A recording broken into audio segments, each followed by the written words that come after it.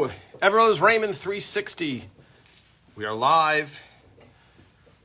We are live answering fan questions. Tom Caltabiano here, talking to you about all things Everybody Loves Raymond on a Sunday.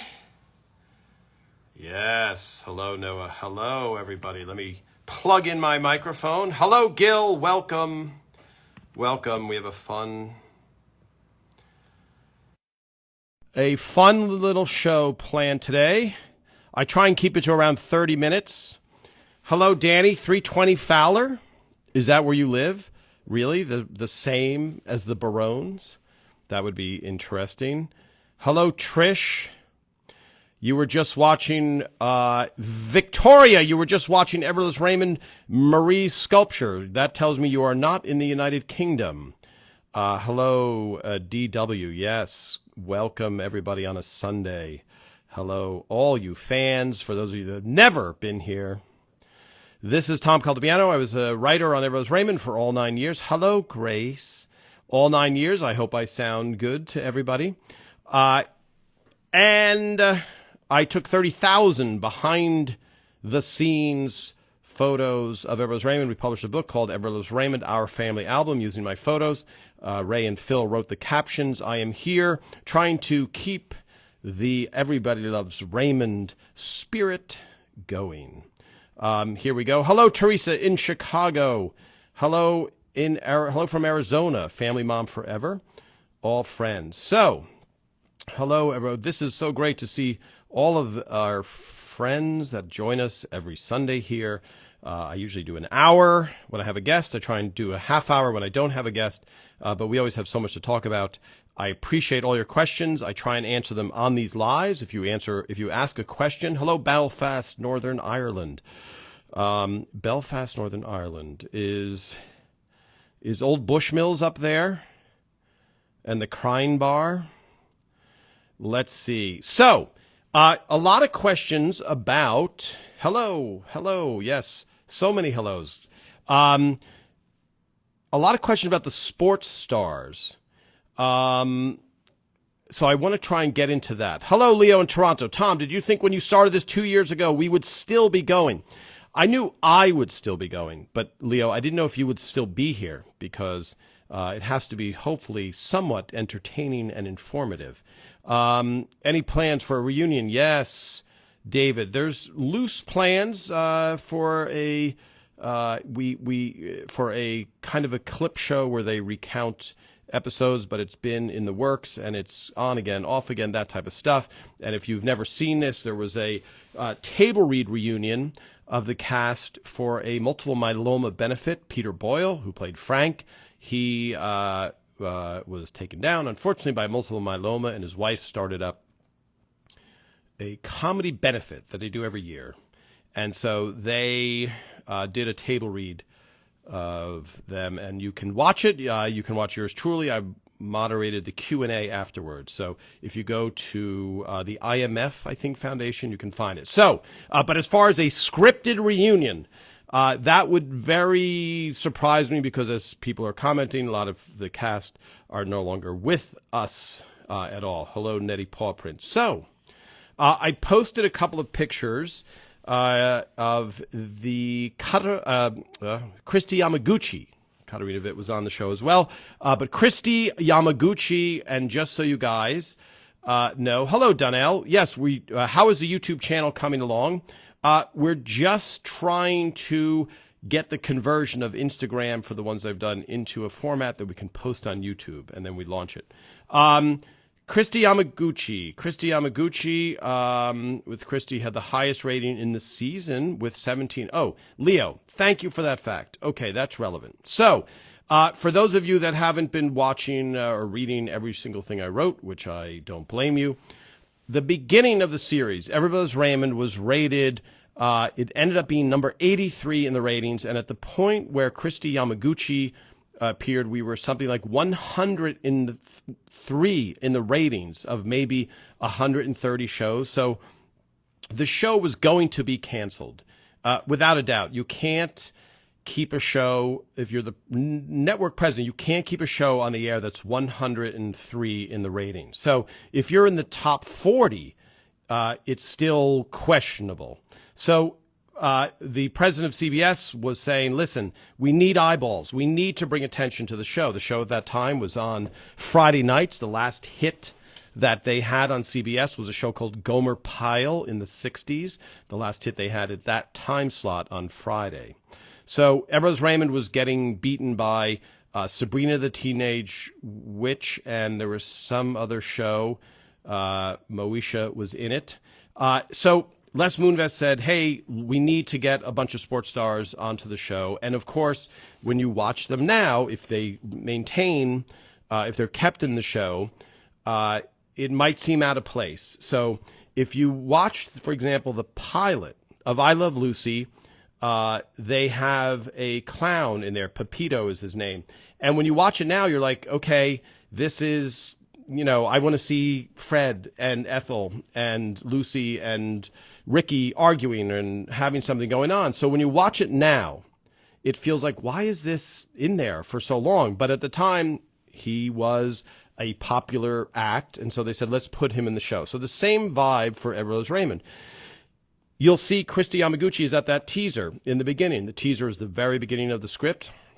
And you're go, okay, she's in there, and it kind of fits in for those of you that commented, why at all? Well, Ray is a sports writer. So it's not a crazy leap that Ray would be interviewing a sports star. Now, the show ended up becoming so much more about just domestic comedy and not really about sports stars and Ray's occupation, and which is why I think the longevity of the show is so guaranteed, because it's about such relatable things. So Christie Yamaguchi, someone had a question, when did you film them? So it was always in front of a live audience. I think, bizarrely, the Christie Yamaguchi teaser was filmed while we were filming the Ball episode. The Ball episode, for those of you that remember, season 1, Christmas episode where Ray gets a counterfeit Mickey Mantle ball. And so when I was looking through my proof sheets, it was in that episode, and because it's film, it's on a proof sheet. Like, that's the roll of film. So it's on that roll of film. But I think it then aired as the teaser to the game. Now, I posted it. I found today, this is the teaser. Now, for those of you that haven't watched, this is backwards for you guys. But I posted it so it says it's Christie Yamaguchi teaser. And so all the lines are in there, and I will post the whole script. But much like when I take a script from Wardrobe for a whole script, this has inside, there's Ray, there's the Polaroid for what he's wearing in that scene. And so, therefore, there has to be a Christie Yamaguchi photo. And again, never before seen photographs. Right now, there's Christie Yamaguchi. So, photographically, it's a little blown out, but that is a Polaroid with a flash. And so that locker room was built on the set. The set was Hollywood Center Studios that first season. And it was right next to where they did I Love Lucy. So it was a little corner teaser. They filmed that. And what that allows you to do, and by the way, if you guys do get a chance to watch it online or watch it in the episode, there's an alternative punchline. So in it, Ray says, oh, you have an outie, because she drops her towel in front of Ray. But the line that was written here, again, it's backwards, sorry, is different. So we must have changed it on the fly during the night. And so Ray, during the night of filming, Ray says in this, so Christie, Olympic gold medal, world championship, cover of People magazine, what's next for you? Then she drops the towel, and the punchline was, what's next for you? And then he's staring, and then he takes a beat, and then he goes, towel. And I guess that didn't get as big a laugh as we had hoped. And so they change it to, I didn't know you were an outie. So that's what's known as an alternate take. So again, the teaser. Christie Yamaguchi photo. So now, Leo, you commented that it got the highest rating, which was 17 million views. So that accomplished then what they were trying to do, which is just keep the show on the air. That's all the president is trying to do. Keep the show on the air. And I think for Phil, and we can ask Phil next time he's here, it was an annoyance because you do want the show to be to not have that many outside characters and have it feel forced, like it's shoehorned into the show. And so the more annoying thing would be the show gets canceled at the end of season 1 and you don't have a chance to get to season 2 or Marie Sculpture or any other thing. So that's why, in case you're scratching your head and going, I've never seen that, once the show made it in syndication, they cut out those teasers. So those were the first things to go because they're not relevant necessarily to the story at all. And that's what Phil had in mind when he was initially writing them. So Leo, yes, because average viewers of other episodes in season 1 was 10 million. So that's huge if that really worked.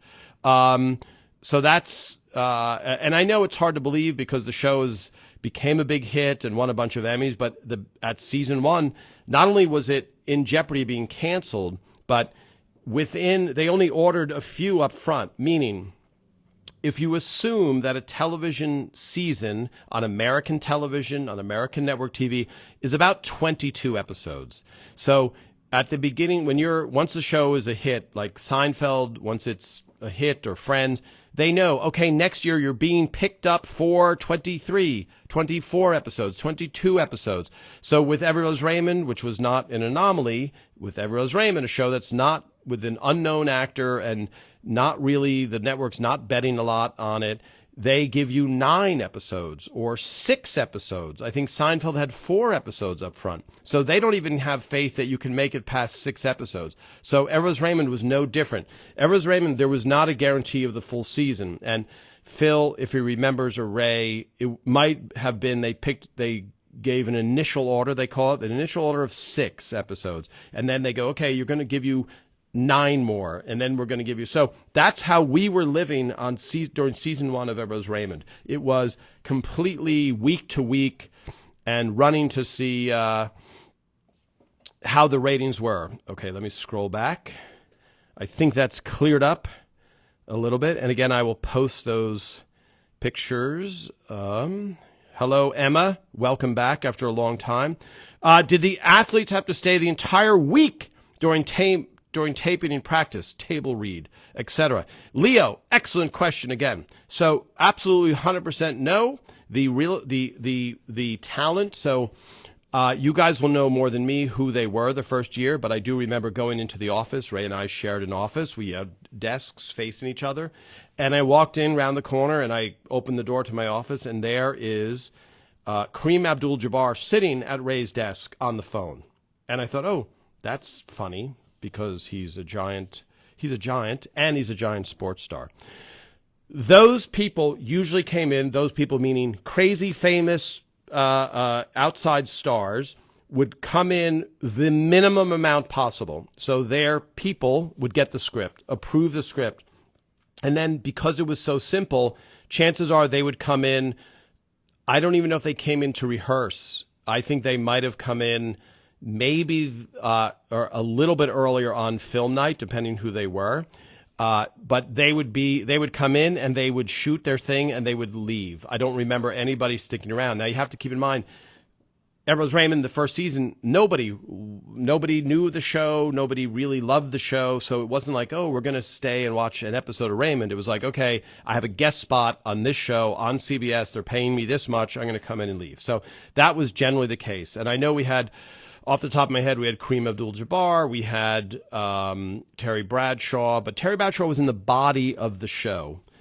So Terry Bradshaw was a little bit different. If we had people in the body of the show, it was relevant to the story, so they stayed in. So that was a different type of thing. So we had Florence Joyner, Flojo, Katarina Witt, an episode that I was in, and Katarina Witt was in the body of the episode, so she remains in the episode. Okay, let me scroll back. Yes, Bobby.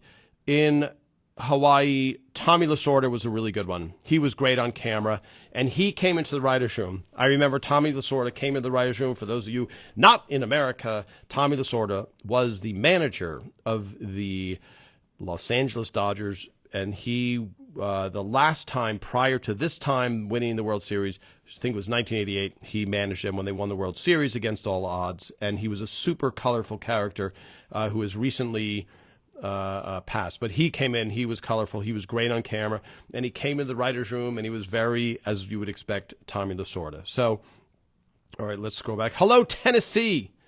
Hello in Tennessee. Yes. So, by the way, Donnell, off your question, I think you guys are looking forward to getting a YouTube channel up for easier access, perhaps. Let's see.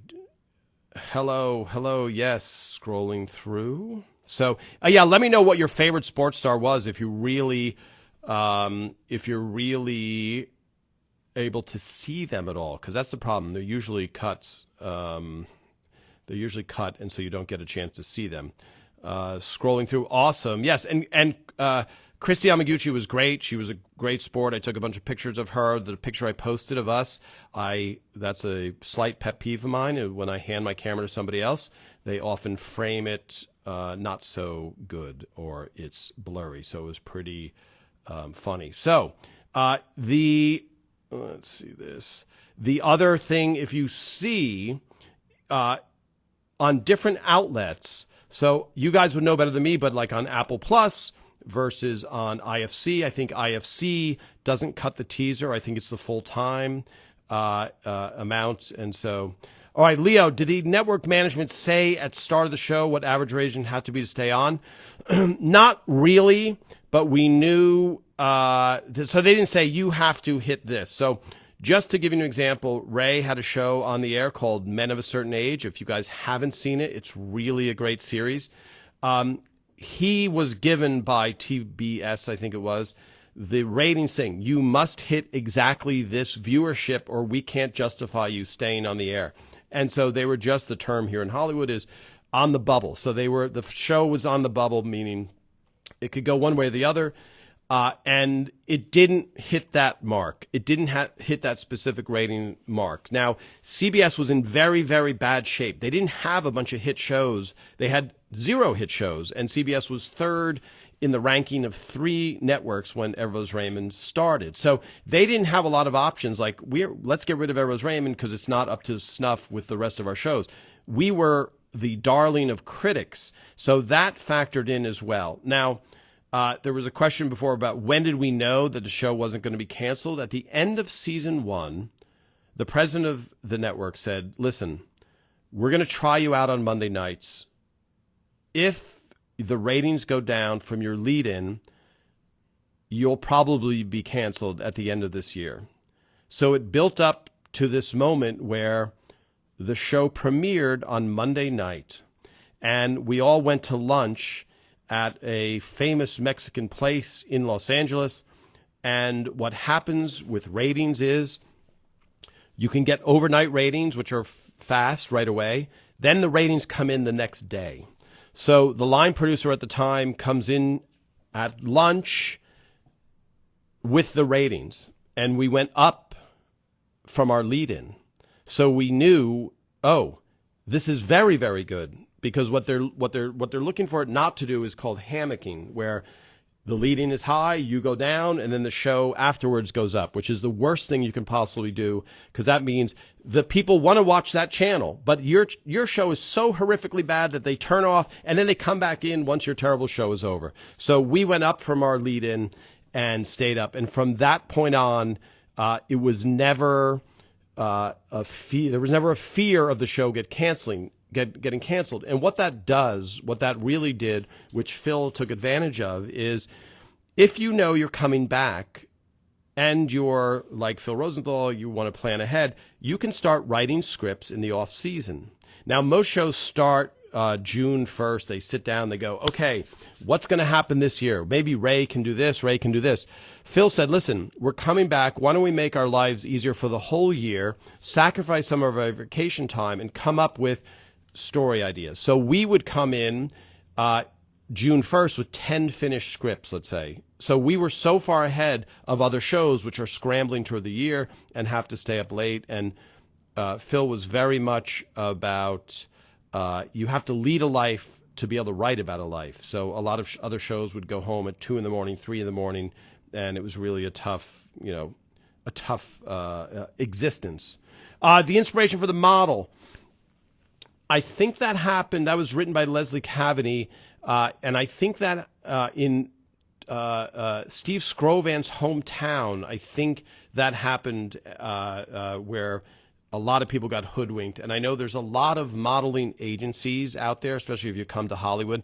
They'll see you in the mall and they'll come up to you and go, "Oh my God, your child is you could make so much money, just pay us, $1,000, we'll take photographs." And it's kind of a scam. So I think that was a combination, inspiration. Hello, Family Mom Forever. What episodes was I? I was in Captain Nemo, Recovering Pessimist, and I also took photos. Yes, Tommy was a pistol. Took photos in the wedding episode, Robert's wedding episode, because I had to take photos that were used at the end of the episode. So Phil said, just get into the scene and take photos. And in those days, you didn't. I've talked about this before. Something changed. And the American Office, The Office is a British player, a British TV show. Sorry, I'm reading comments at the same time. So the American version of The Office, all of a sudden you had people writing in the show who were also in the show. And that almost never happened in American television beforehand. Yes, maybe someone was in the background, but very seldom in American television did you have a main writer being on camera. Now, Ray is an anomaly. Seinfeld is an anomaly because they were also writing the series as the star of the series. But very seldom is a person that's hired as a writer go on camera. It's also your job is to be a writer. So even if so Phil every once in a while will be like, you be in an episode. Lou Schneider, who's a writer, was in one episode. Steve Scrovan, I just found. Let me ask you this. You guys would know. At the end of season 1, or at the end of an episode in season 1, Recovering Pessimist, Ray is sent to the Iditarod sled race. Did that air? Have any of you guys, give me some hearts if that aired. And I'll put up some pictures of one of the writers, Steve Scrovan. He is in one of the suits, like a snowsuit, but you can't see his face. So, Teresa, what shows were we against? We're against ELR on Monday. Excellent question, Teresa. Ally McBeal was a huge hit. So we went up against Ally McBeal and Monday Night Football. So it really didn't look good for us because we thought, wow, we're never going to beat Ally McBeal. Callista Flockhart was in that, for those of you that don't know the show. And then Monday Night Football, again, if you're not in America, Monday Night Football is a juggernaut that always does well in the ratings. Like, you can always count on Monday Night Football. So it's not even a show that, well, it'll fade. It always does well. So when Donnell, thank you. It aired. Angel, thank you. It did air. Okay, great. That is good to know. Because sometimes I look at a couple of these teasers and you don't know if it gets cut out. So that was the tag of the show. And that was in. Yes, love The Office. Yes. With the model line. Yes, DW, a guy hit you once in a mall with that model line. Yes, I hope you didn't fall for it. Or maybe you could have been a model. I don't want to take anything away from you. ELR, Meredith. ELR was much better than Sabrina the Teenage Witch. I'm just during the live feed, I lost. Okay, yes. So did Phil show the network in advance the scripts that were written before the new season started? Yes, every script goes to the network. So just for those of you out there that want to go up against the network has all the power, 100% of the power, until a show becomes a giant hit. Then the power can shift a little, but you have to please the network. And they're also on your side.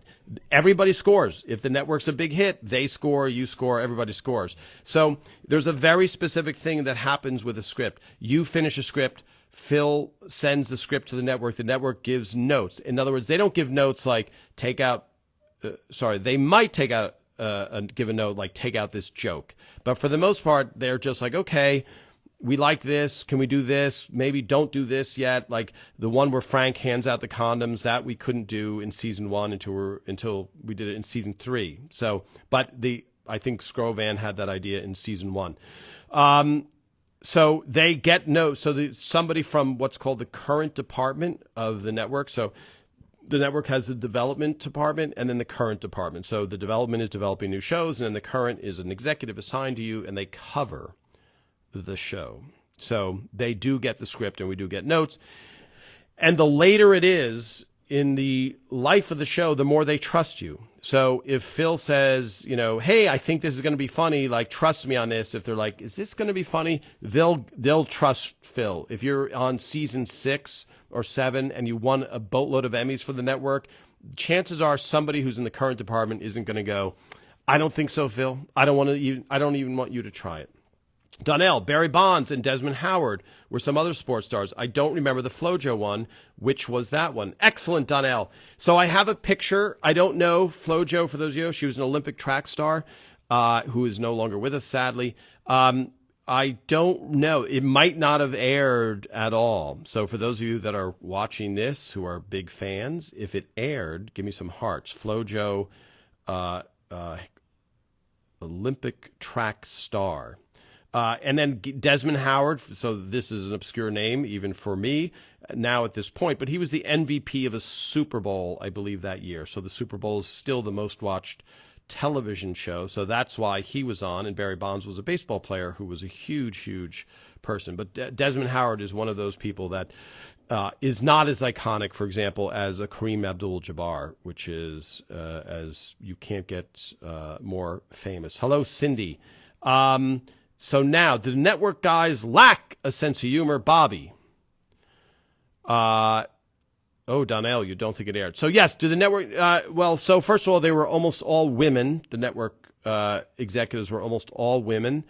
And no, some of them, yes, it's across, it's a statistical bell curve of funny people or those that appreciate humor, and so some of them had no sense of humor, but for the most part they were funny and knew how to deal with writers and a show. And in some cases, I think I have a footage, maybe when I put it up on my YouTube material, my YouTube channel, I'll put up a moment where Phil says to the network executive, who was very responsible for us even being on the air, that's a very good note from Wendy. So he says it. So yeah, they were Bobby, excellent question.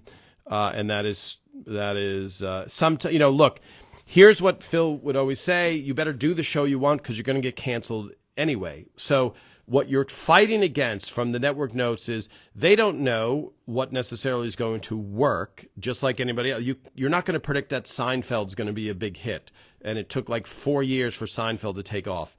So it's a black box technology, as we call it. You don't know necessarily what works or what the audience will respond to, even more importantly. So what you don't want to do is you're starting a show, it's Everybody's Raymond, and they say to him, can you do this? Can you make it so the wife is this? And then you don't want it, so all of a sudden Phil and Ray go, this isn't even the show we want to do. And then they're going to cancel. So that's what you're fighting against. You want to preserve the integrity of the show that you're trying to make and defend against notes that pull you away from that. So Queen Victoria B, you can't find the show on TV anymore. It is out there. Oh, it is out there. Did ELR ever consider other celebrities to cameo on the show? Yes, Karen. Hello, Karen, in Plymouth. Am I correct there? Because we have 2 Karens in England. Yes, in Plymouth. Yes, there were always potentials for cameos. Gene Stapleton was a huge star. I sometimes don't pronounce my H's. It's on TV Land. Thank you, Michaels17, currently now. So Gene Stapleton was in All in the Family, a gigantic TV star that was recognized. I don't know in 1996 if she was going to pull in. Yes, Karen, I know Plymouth. I have been to Plymouth. I think I've mentioned that. I'll post a couple of photos from Plymouth. What a beautiful place. I don't know why the people had to sail away from there. It's a nice nice place. So, sorry, scrolling up. I don't want to lose. Excellent question. Good. So now, so Meredith, yes, Ally McBeal wasn't good, but I understand Monday Night Football. Yes. What else did ELR do to promote the show? Yeah, they did everything they possibly could. DW, no, you're not model material. That's what's so funny. You never know. You never know. You could have been a model.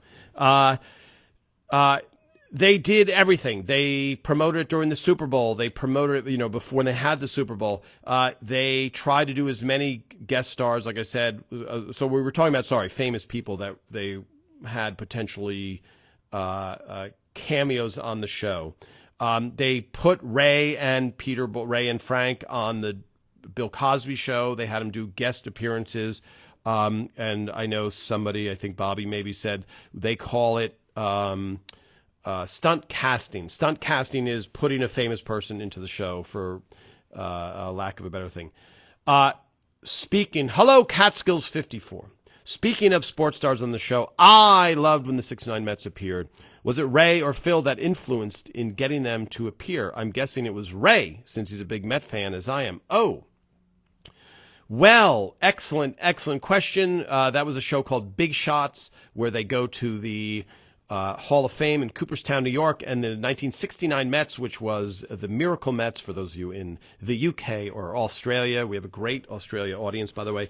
That, I believe, was Phil's idea. Phil grew up as a Mets fan. Ray doesn't like to pick a side, but I know he loves all New York sports teams. But the New York, if you were of Phil's age and you grew up in New York, the 69 Miracle Mets, if you weren't a Yankee fan, was a big, big thing. So for those of you that don't follow, I believe the New York Mets started in 1962. They were an expansion team, and they were terrible. And they were always terrible. And they were terrible right up until they won the World Series. So it was a shock that they won the World Series. It was called the Miracle. They were called the Miracle Mets. And I know that Phil wanted to get Art Shamsky. I'll talk more about that in another one, because we're already running out of time. Let's scroll through these questions. I do want to show inside. Yes, ELR streams on Peacock. Sorry, Teresa.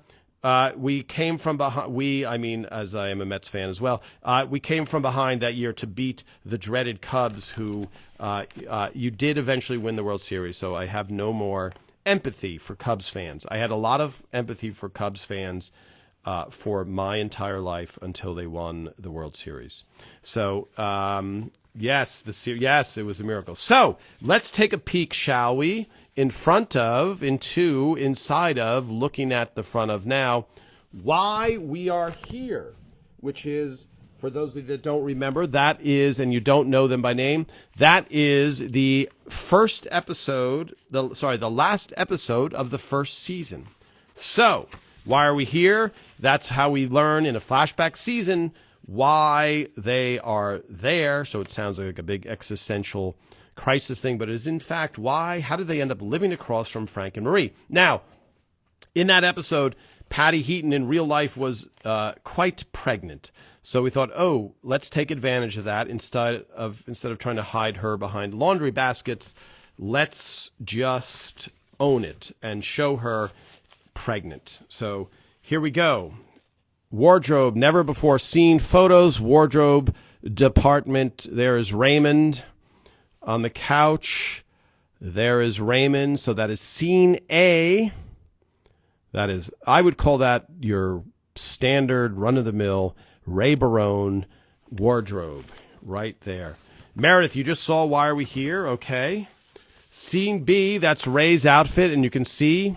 And again, for those of you that have not seen this, these are the wardrobe scripts from Everybody Loves Raymond with Polaroid photos taken during every scene. You can see Patty Heaton lounging on the couch behind Ray. And we see Ray's shirt. Looks like Brad, or no, that might be Phil standing there. Hard to tell. So there is Raymond again, and the job of the wardrobe department is to be as innocuous as possible and not draw attention to themselves. So that's why a lot of the photos are just capturing the wardrobe and not in any way grabbing the attention of anybody. Here we go. Raymond again. I can't see who that is behind him. So there's Ray's wardrobe. So you have to cut up slack. Yes. Okay. That is Raymond, and Why Are You Here? Oh, here we go. This is so great for me to see as well because I have never seen these photos. Peter Boyle, sitting in a director's chair offset. He's holding the yellow script, scene A. That means it is shoot. It is shoot day for those of you that have been following along. Peter Boyle, standard Frank outfit. I would call that is standard Frank, the sweater vest. So then we should see, I don't know, did Frank show up in his underwear in that episode? So there's a pair of his underwear. That is Barbara, who was in cast. Yes. Oh, Flojo did guest on the show after ELR, called The Brian Benben Show. Possibly it didn't air on ELR because of her sad death in September of '98 during the ELR. Possibly. Or it was too long time. Yes. Excellent research, Donnell. Here we go. Peter Boyle. Back, you can see he's behind. He's you can see by where he's standing that he is behind the set. Peter Boyle episode, scene E. Brad Garrett coming up. Brad Garrett, now he is giving a funny finger signal as a joke, I know, to the cast wardrobe people. There's Brad Garrett. I guess he was wearing an NYPD shirt. Here is Brad again. I can't tell. Is he eating something? Or does he have a mustache maybe in the floor? Yeah, so there's Patty on the couch acting up the pregnancy very well. So here we go. Now the twins. So here's a little secret that you won't hear anywhere else. The twins, one of the twins played Allie. So one of the boy twins, they put his hair and had him pretend to be Allie because, of course, they are siblings in real life. So that is actually one of the boy twins dressed as Allie. There you go. Never before secret let out that is actually not Allie, and that is the child wrangler, kids wrangler they call it. There you go. There's a little trivia that you can win. Nobody else will know it either, so you will definitely win. Here we go again. One of the twins dressed as Allie. That's quite a little piece of information I just dropped. The Polaroids. Why were the Polaroids needed? The Polaroids are needed for continuity. So the wardrobe department always has to make sure that from scene to scene, when they have to go back, that the person is dressed the exact same way. So there we go. There is a very pregnant Patricia Heaton looking radiant in denim, which is not easy to do, to look radiant in denim. And there, for those of you that haven't joined, it's backwards. You can look at it in a mirror. But there are the notes, which I will show, but they write very, very detailed notes about that outfit. There we go. Patty again. So this is scene A. So she is she pregnant in scene A, or is she not pregnant in scene A? I think she's not pregnant in scene A because they already had kids. This is before the flashback. So they're hiding Patty's pregnancy. Ah, yes, here is a great photo. This is a great photo. This is Patty letting it all hang out, fully pregnant. No prosthetic pregnancy help needed. That is the real deal. Patty in her flashback episode looking very pregnant. Here we go. Scene. Hard to tell. Yes, Patty looking pregnant. So she must be pregnant in 2 scenes in the show, maybe even 3 scenes in the show. So here we go. Let's look at this. Patty again. These are the most fun for me because she is able to just be herself in the episode. So there we go. Again, that's a real baby in there, which is very expensive to pull off. Now, here's Doris, and we've already discussed this for those who haven't joined. Yes, Karen, I think you're right. Patty I will post these. We talked about Doris's, for some reason with a flash, we think Doris's makeup became very bright, but without a flash, it looks normal. Otherwise, she would look like she was in kabuki theater, and that is not the case. on the show. So let's see this. Yes, for those of you in the wardrobe, there's a shot of Marie's earrings. They always have to do this. So wardrobe department, very important that they take Polaroids. Now everyone has an iPhone. They just take an iPhone. But we think that is the mystery of her looking very pale, is the makeup on Flash. And again, these are great for those who are into wardrobe. There we go. Beautiful shot of Doris's earrings, season 1. Why Are We Here? Let's finish it up. Here is Madeline playing Allie, Scene A. So I guess she might have only been in Scene A, that would be.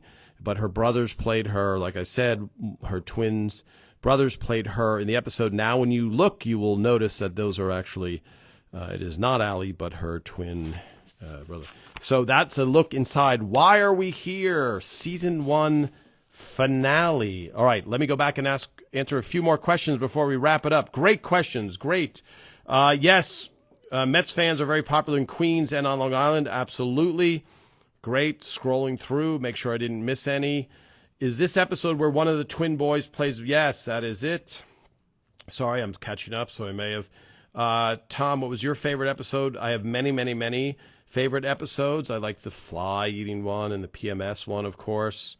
There's many. I'm sucking in that youth. Noah, excellent. So that is the quote that Frank would say, and Ray's father in real life would go over and smell the twins, the real life twins, smell their heads, and it would, I think, drive Ray's wife crazy. These are great questions. Thank you. Oh, yes, everybody. Frank didn't wear those shorts, but he brought them over to put Raymond. Yes, to put thank you, Donnell. Okay, yes. He came over and he couldn't tell if they were still wet from playing or whether they're wet from being clean. So, yes, great. Oh, yes. So I'm remembering and reading. Thank you, Donnell. Excellent.